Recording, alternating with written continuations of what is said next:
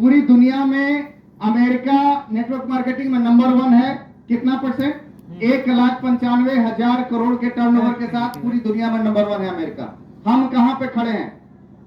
भारत 11वें स्थान पे खड़ा है 21,000 करोड़ के टर्नओवर के साथ। भविष्य क्या है मैं आपको बताने जा रहा हूं। अमेरिका में नेटवर्क मार्केटिंग पे कानून बनने में 50 साल लगा।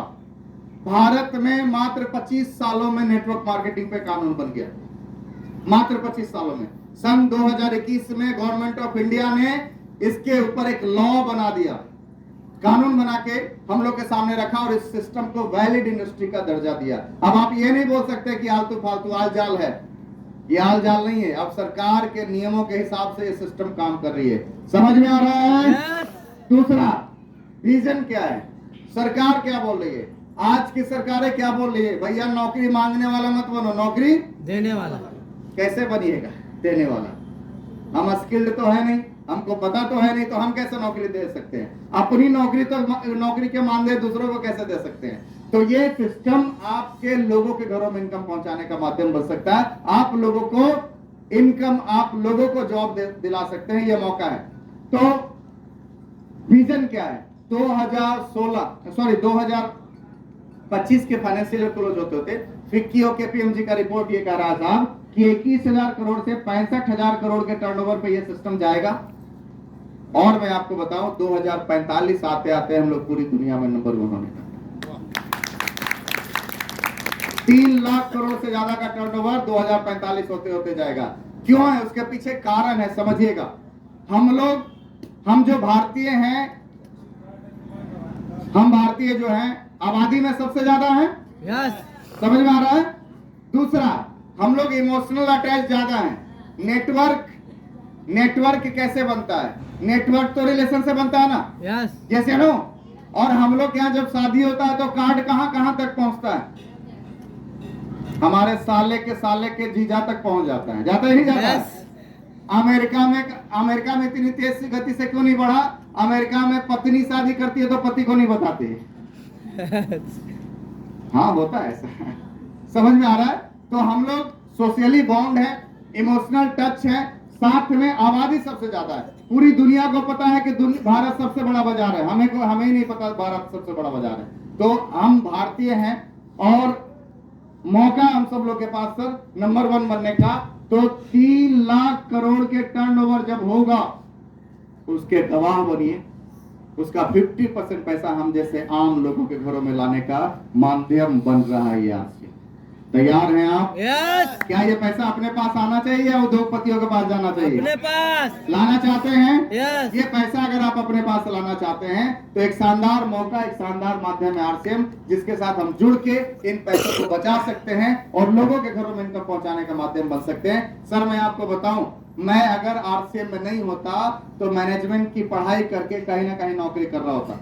अगर 1 लाख रुपए मैं वहां कमा रहा होता तो 12 से 14 घंटे उस 1 लाख रुपए कमाने में मुझे लगा होता। मेरा बॉस बोलता समरेश ये अभी शाम नहीं है, दोपहर नहीं है, अभी रात है, तो मैं बोलता yes boss it is night. मैं आरसीएम कर रहा हूं। मेरी कमाई मेरे बॉस का गुलाम नहीं, मेरा कोई बॉस नहीं है यहाँ पे। पहला चीज। दूसरा, मेरी मर्जी है कि आज मैं कितना घंटा काम करूं।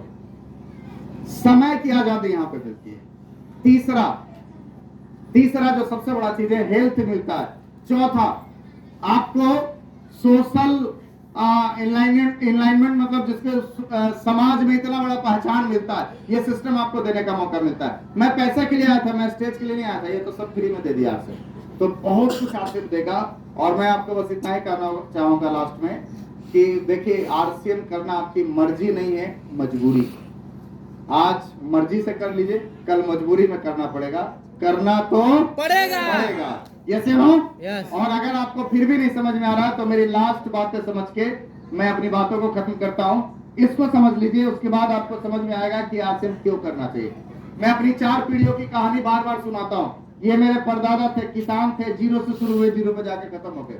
ये मेरे दादाजी थे, इन्होंने नौकरी किया, ये भी 0 से शुरू हुए 0 पे जाके खत्म हो गए। ये मेरे पिताजी थे, इन्होंने भी नौकरी किया, ये भी 0 से शुरू हुए 0 पे जाके खत्म हो गए। मेरी कहानी कहां से शुरू हुई? 0 से। आप कुछ भी बन जाइए, आपके बच्चे को भी वो कंपटीशन में आना पड़ेगा अगर आप उसको भी सफल देखना चाहते तो। सही बोल रहा है गलत बोल रहा हूं? Yes. और वापिस वो जीरो से शुरू करेगा। अगर मैं नौकरी करता तो मेरा बेटा कहां से शुरू होता? 0 से। जीरो ही तो है, जीरो है ना? यस। जीरो नहीं है सर, ये सिर्फ जीरो नहीं है, समझिएगा। ये 1940 वाला जीरो है, यहाँ पे कोई नौकरी नहीं करता था। ये 1960 वाला जीरो है, यहाँ पे नौकरी में जाना नहीं चाहता था कोई। ये 1980 वाला जीरो है, यहाँ पे अगर आप मैट्रिक पास कर गए, इंटर पास कर गए तो आपको नौकरी लग जाती थी। सही है? सही। ये जो जीरो है, यहाँ पे आपको नौकरी लेने के लिए ग्रेजुएशन के साथ साथ टेक्निकल हैंड का होना बहुत जरूरी था। समझ में आ रहा है? Yes. या फिर कुछ ब्रिलियंट है तभी आपको नौकरी मिलता था। यहाँ तक तो आपको समझ में आ रहा है। यहाँ पे आबादी आज के डेट में 140 करोड़ की है। यहाँ क्या होगा? मेरा बेटा अभी 10 साल का है, 10 साल बाद वो कुछ कमाने के लायक रहेगा। आबादी 175 करोड़ कम से कम। कंपटीशन बढ़ेगा या घटेगा? बढ़ेगा। कभी आप सोचते हैं उन लोगों के बारे में? कोटा, जहां पे बच्चे पढ़ने के लिए जाते हैं, अपने जीवन को बेहतर करने के लिए जाते हैं, हर सप्ताह एक बच्चा वहां सुसाइड कर रहा है। कंपटीशन का अलग ये है। 90 के दशक में जो 85% मार्क्स लाता था ना, उसको पूरा इलाका जानता था कि अरे फलानवा का बेटा डिस्टिंक्शन मार्क्स से पास करके। आज 85% वालों को कोई पूछ रहा है? नहीं सर। 95 छोड़िए, 99 वालों को कोई नहीं पूछ रहा है। सही बोल रहा हूं? Yes sir. ओवर ब्रिलियंसी चाहिए आज के रेट में, तब जाके आप जॉब में जा सकते हैं। आपको पता है, एक आंकड़ा मैं आपको समझाना चाहता हूं। आईआईटी इंडिया की सबसे बेस्ट इंस्टीट्यूट है इंजीनियरिंग का। आंकड़े ये बोल रहे हैं साहब, मेरे नहीं है, गूगल पे सर्च कीजिए। और भारत सरकार के स्टैटिक डिपार्टमेंट का आंकड़ा है, वो ये बोल रहा है सर कि 30% आईआईटीएन को प्लेसमेंट नहीं मिल रहा। मैं बाकी दूसरी इंजीनियरिंग कॉलेजेस की बात नहीं कर रहा हूं, आईआईटी की बात कर रहा हूं। 30% इंजीनियरिंग को 30% आईआईटीएन को प्लेसमेंट नहीं मिल रहा। आप उस समाज में जी रहे हैं जहां पे कंपटीशन हैप्पी है। अगर आप बिजनेस की बात कर ले तो पहले मुनाफा ज्यादा था, कम पूंजी लगाते थे तो भी मुनाफा ज्यादा हो जाता था। आज क्या हो रहा है? मुनाफा कम है और पूंजी ज्यादा लगाना पड़ रहा है। उसके बाद भी वो मुनाफा नहीं हो रहा, और उसके बाद भी बड़े बड़े अभी मगरमच्छ आने बाकी हैं। क्या हो जाएगा? क्या आप बगल वाले दुकान वाले से तो आप कंपटीशन कर सकते हैं, क्या आप टाटा से कंपटीशन कर लीजिएगा? नहीं। मेडिकल स्टोर में जितनी भी कमाई थी, 1mg जैसी कंपनी अब ऑनलाइन में आ गया, कितना कंपटीशन करिएगा? रिलायंस जैसी कंपनियां से क्या आप कंपटीशन कर पाएंगे? नहीं कर पाएंगे क्या साहब? आप सोचिए, एक छोटा सा उदाहरण आप समझिए। जियो जब तक नहीं आया था तो कौन कौन सा मोबाइल की कंपनियां थी जो सिम नेटवर्क देती थी? एयरसेल था, टाटा था और वोडाफोन, आइडिया, ये सब कंपनियां थी ना। Yes sir. यूनिनॉर थी।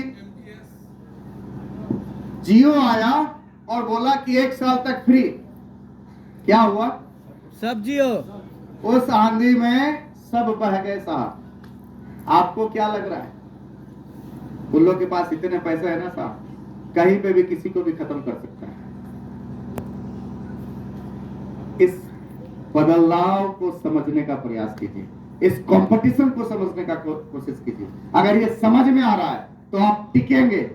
आज आप कितने बड़े इंपॉर्टेंट नहीं है, कल भी बड़े रहेंगे कि नहीं रहेंगे, सबसे ज्यादा इंपॉर्टेंट है। ये से नो नोकिया आज से 20 साल पहले हर किसी के पॉकेट में था। आज नोकिया कितने लोगों के पॉकेट में? गायब। किसी के पॉकेट में नहीं, सब गायब। समय को उसने नहीं पता, समय को उसने नहीं समझा। एम्बेसडर आज से कुछ साल पहले सबसे बड़ी गाड़ी हुआ करती थी, सबसे अच्छी गाड़ी हुआ करती थी, आज खत्म। कोई नहीं बैठना चाहता उसको। समय के बदलाव को समझिए। आज आप बड़े हैं ये इंपॉर्टेंट नहीं है, कल भी बड़े रहेंगे कि नहीं रहेंगे सबसे ज्यादा इंपॉर्टेंट है।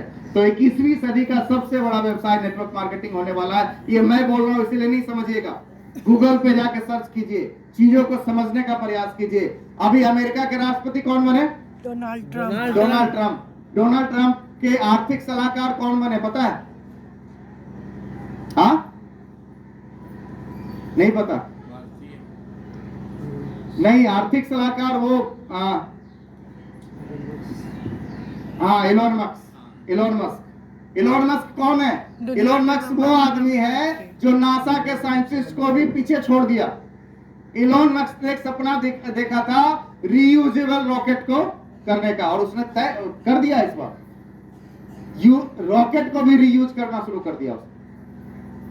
आपको पता है ये क्यों मैं बता रहा हूं? आपका जीके बढ़ाने के लिए नहीं बता रहा हूं, मैं इससे रिलेटेड इसलिए बता रहा हूं। डोनाल्ड ट्रंप ने डायरेक्ट सेलिंग को लेके एक अलग डिपार्टमेंट बनाया है, उसमें उसको देख रहा है कि भविष्य में इसका क्या प्रगति है और कैसे इसको और बढ़ाया जा सकता है। उसको लेके उसने एक अलग डिपार्टमेंट तैयार किया है। तो आप सोचिए, डोनाल्ड ट्रंप जैसा आदमी अगर इसको समझ रहा है, समझने का प्रयास कर रहा है, तो हमें तो बिल्कुल समझना चाहिए अमेरिका हमसे 50 साल 70 साल आगे चल रहा है, तब वो समझ रहा है। हम तो भी बहुत पीछे हैं। तो क्या आप 50 साल बाद करेंगे, आज करेंगे? आज ही करेंगे। तैयार हैं? यस। आप समझेंगे आज या 50 साल बाद? आज ही। समझना तो होगा, आना तो पड़ेगा, क्योंकि जो भी इसका नाम सुन लिया उसको आना तो पड़ेगा साहब। कुछ लोग मजबूर होके आएंगे, कुछ लोग मर्जी से आएंगे, आना तो पड़ेगा। तो तय आपको करना है कि आज करना है या कल करना है। तो आप लोगों ने हमें धैर्यपूर्वक सुना, इसके लिए बहुत बहुत धन्यवाद। लास्ट में बस इतना ही कहना चाहेंगे सर, जब आना ही है तो जल्दी आ जाइए। एक लास्ट स्टोरी के साथ मैं अपनी बातों को खत्म करूंगा। एक बार क्या हुआ, अब डिसीजन लेने की बारी है, करे या ना करे। अच्छा, डिसीजन लेंगे, ज्वाइन करेंगे तो कितना पैसा लगेगा? 0। हाँ, 0। तो काहे इतना सोच रहे हैं? जुड़ जाइए, पहले नंबर ले लीजिए। एक स्टोरी है, एक बार क्या हुआ कि एक नदी के किनारे, एक तालाब के किनारे एक पेड़ पे एक बंदर और बंदरिया बैठे हुए थे। अचानक ऊपर से एक आकाशवाणी आई कि जो भी इस नदी में कूदेगा अगले 3 मिनट में, अगर वो बंदर है तो खूबसूरत राजकुमार बन जाएगा, अगर वो बंदरिया है तो खूबसूरत राजकुमारी बन जाएगी। अब जैसे ही आकाशवाणी खत्म हुआ, बंदरिया ने नदी में छलांग मारा। बंदर ये देख रहा था। 3 मिनट के बाद जब वो बंदरिया बाहर निकली तो बंदरिया से खूबसूरत राजकुमारी बन चुकी थी। बंदर ये देख के उसने भी छलांग मारा, लेकिन 3 मिनट का समय खत्म हो गया था। वो जब बाहर निकला तो बंदर का बंदर था। तो उस बंदर ने उस बंदरिया से पूछा, ऐसा क्या था जो तूने छलांग मार दिया? तो उस बंदरिया ने बोला कि आकाशवाणी तुमने भी सुनी थी, मैंने भी सुना था, दोनों ने सुना। तुम्हारे मन में भी निगेटिव आया, मेरे मन में भी सबसे पहले निगेटिव आया। मैंने भी सोचा कि जरूर किसी ना किसी का बदमाशी होगा। फिर मैंने सोचा कि इस आकाशवाणी में ये तो नहीं था ना कि चूहिया बन जाऊंगी अगर मैं राजकुमारी नहीं बन पाई तो। मतलब इस आकाशवाणी में खोने को कुछ भी नहीं था, जो भी था सब पाने को। तो मैंने डिसीजन लिया और आज देख राजकुमारी बन गई। मैं भी आप लोगों से कहना चाहता हूँ साहब, जहाँ खोने को कुछ नहीं और आने को बहुत कुछ है, वहां सोचना नहीं चाहिए, सीधे कूद जाना चाहिए। कुछ भी नहीं है खोने को, तो डिसीजन लीजिए।